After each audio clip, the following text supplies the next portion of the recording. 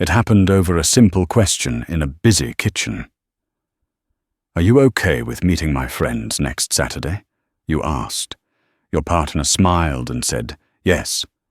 But the shoulders said, "Maybe," and the silence after said, "Not really." This is communication styles in multicultural relationships, where one word can wear three meanings and love learns to listen with more than ears. On the surface, it looked like an easy plan.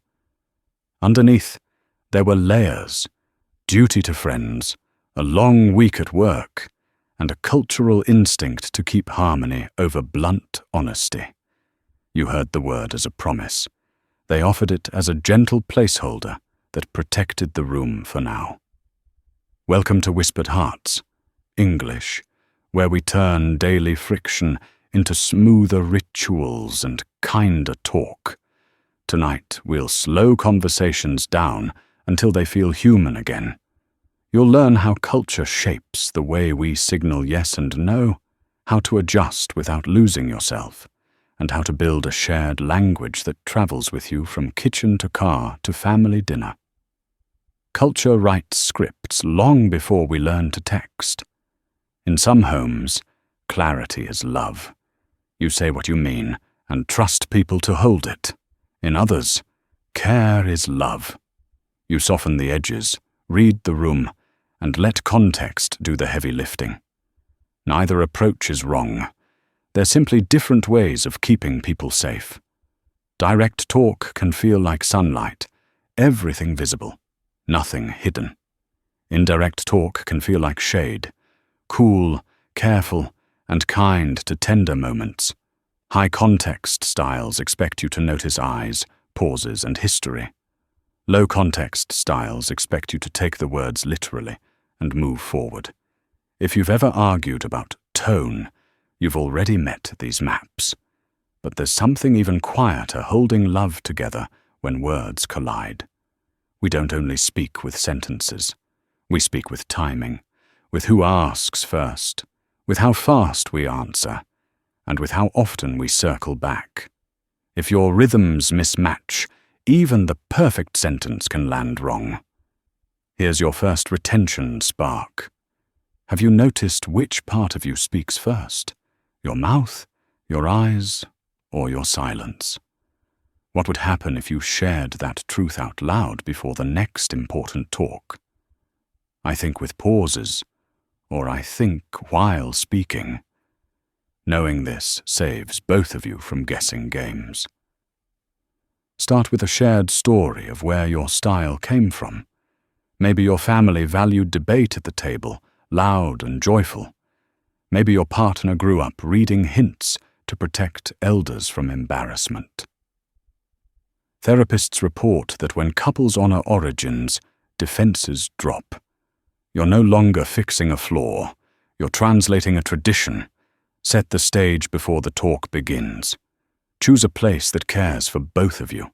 A park bench under spring rain smells. A calm corner of the living room with warm lamplight. Or a quiet commute where eye contact isn't required.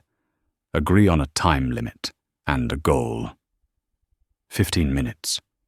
Then we pause. We're not deciding everything right now. We're understanding each other first. But there's a curiosity spike that can change everything.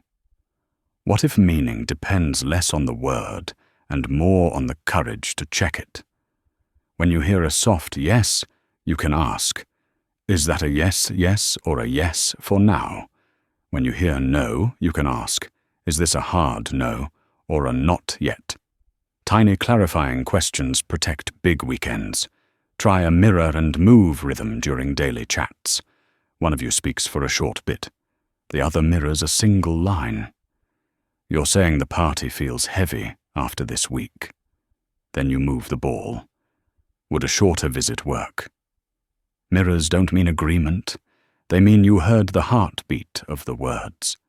Tone can betray us when we're tired. High-context partners can sound vague when they're trying to be kind. Low-context partners can sound harsh when they're trying to be clear. Build a code word that resets tone without blame. Porch could mean, let's lower our voices and slow down. The word invites a breath, not a lecture. Here's a quick prompt to keep you present. Is your style more direct or indirect? Say it in your head once, then add, in stress, I get a more You just mapped the storm before it hits. Shared language habits are built in small, repeatable moments. Begin with the 2-sentence rule. When you ask for something, add a brief why. Can we leave by 9? I'll be fried if we stay later. When you answer, add one feeling. Yes, and I feel rushed, or no, and I feel guilty. Feelings shrink mind reading, but there's something even quieter that keeps daily talk from turning into daily tug-of-war. Timing is a love language. Some people need a heads up. Others do fine with quick turns. If your partner is a planner, send the text before lunch. If they're a sprinter, save choices for the last hour. You're not caving. You're matching rhythms. Consider a simple tool for sticky topics. A shared note on your phones labeled parking lot. When a debate shows up at a bad time, right before guests or during school drop-off, park it there with one line. Budget for the weekend. Return Saturday 10 a.m. You promised to return. Now you can be good to the current moment. Let home become a safer place to practice out loud. At dinner, swap roles for 3 minutes. The direct partner tries a softer lead-in. The indirect partner tries a clear ask. Laugh kindly at the awkward parts. Skill building is supposed to look clumsy. Kitchens were built for that. Here's another retention nudge. Think of one sentence you wish your partner would use with you more often. Is it, what would help right now? Is it, I'm listening, keep going? Tell them that sentence later. Give each other scripts that feel like doors, not traps. Repair matters more than perfect lines. Picture a crisp winter evening on the porch, breath hanging pale. You said something too blunt. They withdrew. Try the soft re-entry. I aimed for clear and hit cold. I'm sorry, I still want to understand you. Can we try again with slower words? Then sit closer than the argument, not farther. But there's something even quieter you can borrow from happy teams. Meetings with agendas. Before a tricky talk, agree on 3 points. Start with what you both want, name what's blocking it, and finish with one small experiment. We both want a calm Saturday. The yes maybe mix keeps biting us. This week we'll use yes, yes, or not yet, and pick again on Friday. Daily life is where styles rub. Texts, chores, making plans with friends. If one of you texts paragraphs and the other sends emojis, translate in the middle. Paragraph person adds a summary line at the top. Emoji person adds one clear sentence when it matters. Both feel seen. Neither feels scolded. Tone lives in punctuation when screens carry your voice. All caps read like shouting. Ellipses can read like a sigh. Agree on your punctuation vibes. I use exclamation points to show warmth, not urgency. I use a period when I'm just ending the sentence. Clarity beats guessing in every language. Here's another question to invite reflection. What do you look like when you're trying to be kind? Do you give compliments, offer solutions, or buy time? Tell your partner your kindness style so they stop missing it in plain sight. When families join the chat, group texts, weekend plans, or holiday calls, styles multiply. High-context relatives may expect you to hear the invitation inside the suggestion. Low-context relatives will say, "Come by at 6," and mean it exactly. Plan your couple signals before those calls. A tap on the knee could mean, "Ask for clarity." A hand squeeze could mean, "I've got this one." But there's something even quieter that protects your bond when oversight sneaks in. Narrate your unity in polite sentences. We'll talk and circle back. Or, we need a minute to check our calendar. You're not rejecting anyone. You're protecting the shared language you're still building. Commuter moments can become practice labs. On the train, mirror one sentence from your day that carried weight. In the car, do a one-breath share, a quick update that ends before the light turns green. The point isn't depth every time, it's rhythm.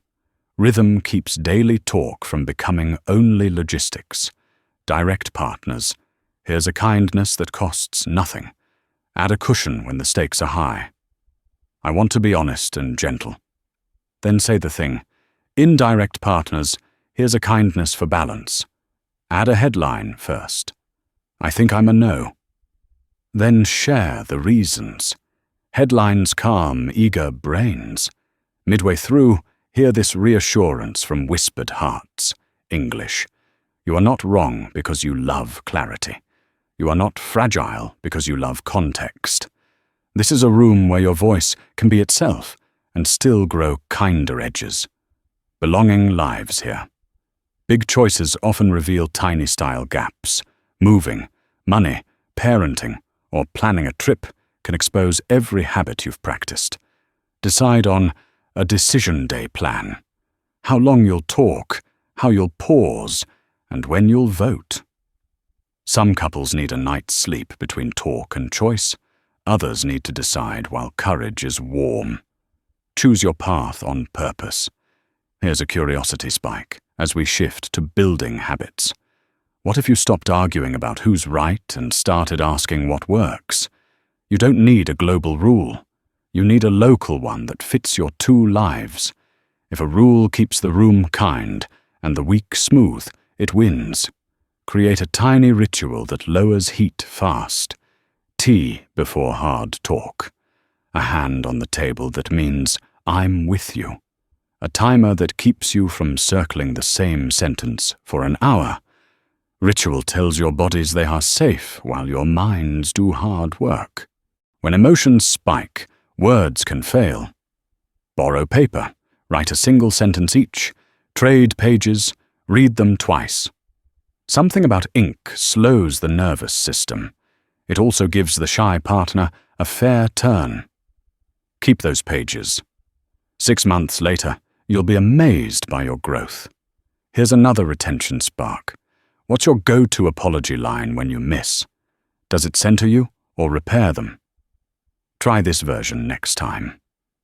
I hurt you in trying to help myself. I'm sorry. I can do better. Here's the change I'll try today. Specifics turn sound into safety. Celebrate progress loudly, even if it looks tiny. The first time an indirect partner says, "Not yet," clap in your heart. The first time a direct partner adds warmth before critique, say it out loud. I noticed. Thank you reinforcement teaches faster than 100 lectures. But there's something even quieter that builds a language you'll love speaking. Shared phrases that belong only to you. Porch, parking lot, yes, yes, not yet. Headline, then heart. Write them on a sticky note on the fridge. Those words become doors back to respect when conversations wander. Evenings can rescue mornings that went sideways. Take a summer walk after dinner and do a 3-sentence replay. Here's where I got sharp. Here's where I got vague. Here's what I'll try tomorrow. The sidewalk hears things kitchens can't carry. If you feel trapped in patterns, widen the room. Read a poem out loud. Play a song from your childhood and say why you loved it. Watch a short scene from a show in your language and translate the joke. Art teaches rhythm, timing, and tone better than lectures ever do. Work stress often hijacks style. The voice you needed for your boss may bleed into home. Make a doorway ritual. Keys down. 2 deep breaths. 1 hello that sounds like family, not a meeting. You're telling your nervous system, different room, different voice. When a fight erupts, save the day with a simple map. Pause. Name the pattern. Direct meets indirect. Pick one shared phrase, then choose the smallest next step. Postpone the plan. Text the host, or pick a shorter version of the event. Relief returns when the conversation has rails. Here's another reflection prompt to keep you engaged. Who taught you your favorite phrase for comfort? What do you want to keep, and what do you want to retire? Tell your partner one of each tonight. Trading phrases is like trading keys. Seasons also teach speech. In autumn, you may want longer talks and slow soups. Winter asks for mercy and shorter sentences. Spring invites clear plans and fresh calendars. Summer encourages lighter schedules and laughter that doesn't need a thesis. Let the weather tell you when to go deep and when to keep it simple. But there's something even quieter that will keep this work sweet. Gratitude as punctuation. Thank you for trying it my way today. Thank you for asking for a pause instead of shutting down. Gratitude makes effort feel worth it. People repeat what gets celebrated. When families gather, model your new language in gentle ways. If a relative interrupts your partner, say, "I want to hear the rest." If someone pushes for a quick yes, say, "We answer tomorrow." You didn't pick a fight. You picked each other. For long-distance days, text with context. Add time zones and a feeling word. Meeting ran late, tired. We'll call in 30. Your partner stops guessing. You stop apologizing for things you didn't do wrong. Clarity is love that respects the clock. Mid-roll assurance again from whispered hearts. English. You don't have to change who you are to be understood. You need a few shared tools, a calmer pace, and a promise to repair. We are cheering for the sentences you're about to write together. Practice answer plus ask when you can. Yes, and I can stay for an hour. No, and I'd love lunch Sunday instead. Answers that hold a next step move the day forward. They also soften no into not now when that's the truth. Protect humor while you adjust. Gentle jokes survive translation better than sarcasm. If your partner misses a joke, try, "I was teasing. Want me to try again or save it for later?" You honored their feelings and kept play alive. Laughter teaches ease. When you feel unseen, ask for the kind sentence you need. Tell me you believe me. Tell me I'm not overreacting. Tell me you still want to go, even if we leave early. Partners aren't mind readers. They're learners with a map you can draw. Sometimes you'll disagree about the meaning of a moment forever. That's okay. Make a shelf called Differences We Respect. Put the topic there after you've both tried. Visit it once a season. Many shelves gather dust. That's growth, too. Here's your last reflection prompt before we land this plane. What small habit would make tomorrow's talk easier? A note, a walk, a slow hello. Pick one. Tell each other before sleep. As your weeks collect, you'll notice less static in the signal. You'll ask better questions. You'll trust faster when the answer is soft. You'll forgive sooner when the words come out wrong, because you remember where they came from and where they're trying to go. Close your eyes and picture a summer evening on the porch. The light fades. A neighbor waters plants 2 houses down. You turn to your partner and say, "Yes, yes." They laugh and say, "Not yet, but soon." You both understand. The porch keeps your secret language. If you're new here, whispered hearts. English is where daily talk gets kinder and big feelings get clear edges. We believe respect sounds like good timing and better questions. We believe your voices can meet in the middle without losing their accents. We'll end with an invitation for the comments. Is your style more direct or indirect? What line helps you bridge the gap? Share the sentence that saves your day. Someone scrolling in a parking lot needs it tonight. Love doesn't need perfect words. It needs brave check-ins, gentle mirrors, and a rhythm that both of you can dance to when life gets loud. Keep your phrases handy, your timing kind, and your repair fast. That's the everyday craft of communication styles in multicultural relationships.